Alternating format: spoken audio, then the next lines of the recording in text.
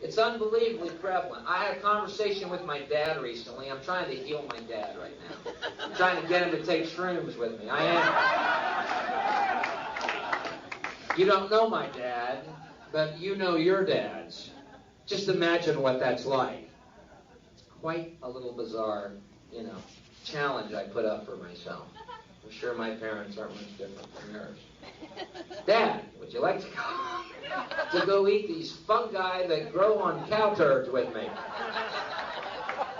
Just, he can't seem to get a grip on the whole idea.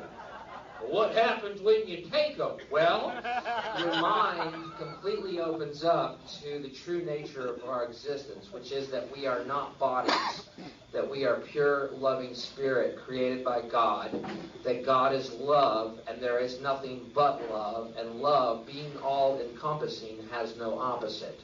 You are completely forgiven on all things. There's nothing you've ever done that has ever swayed God's pure and unconditional love for you, and you realize that eternity and peace and heaven is our inheritance, and all of us are going to make it there.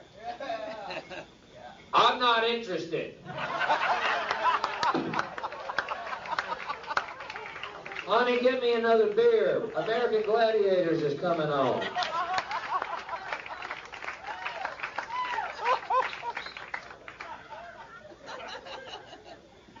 So I want to show you what irony is.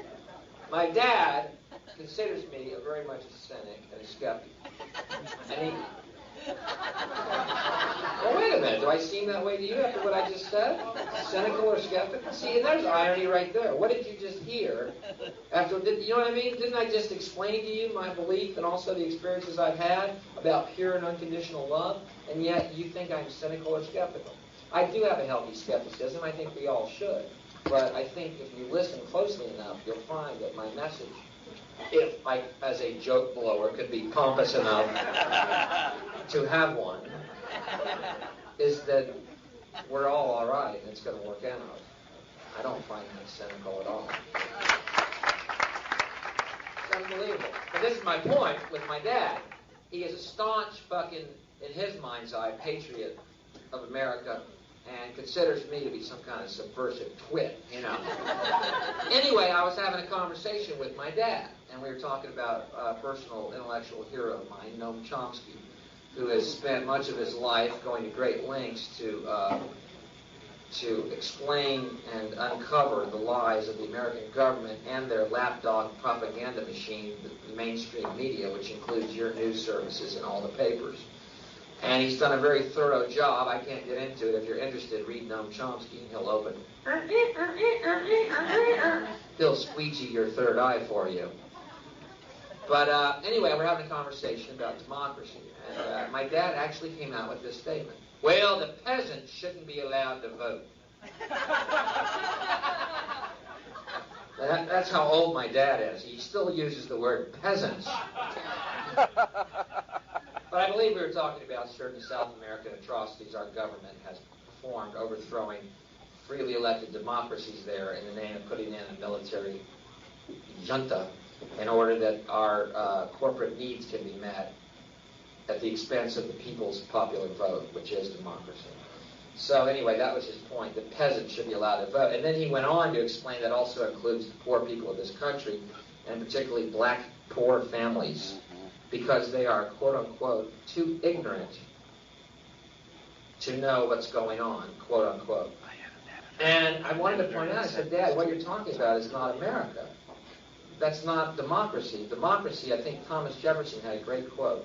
He said, the only true repository of the powers of the country should be in hands of the people themselves. And if we feel they are not intelligent enough or informed enough to enact their responsibilities with discretion, it is not our job to take that power from them, but to inform them. And that's the way I feel. And so, ironically enough, what I'm trying to point out is my dad, while he thinks himself a patriot, is actually an elitist who thinks the country should be run by a few people, mainly corporate interests, who do run this country, and not by us, which this country was formed on the highest and purest of ideals, that we are all created equal and all men are equal. So, ironically, I'm the true American, and my dad is not. You understand? Yet he did not have enough self-awareness to even understand that. Which is why I recommended 5 dried grams of psilocybin mushrooms, because if anything will give you self-motherfucking awareness, and I know you love your beer, but trust me on this, doesn't hold a candle. UFOs? Been on them. Okay? I don't know if Budweiser's ever given you that thrill, but let me tell you, it is quite delightful to meet the diminutive elves of the 5th dimension, which is in which they reside.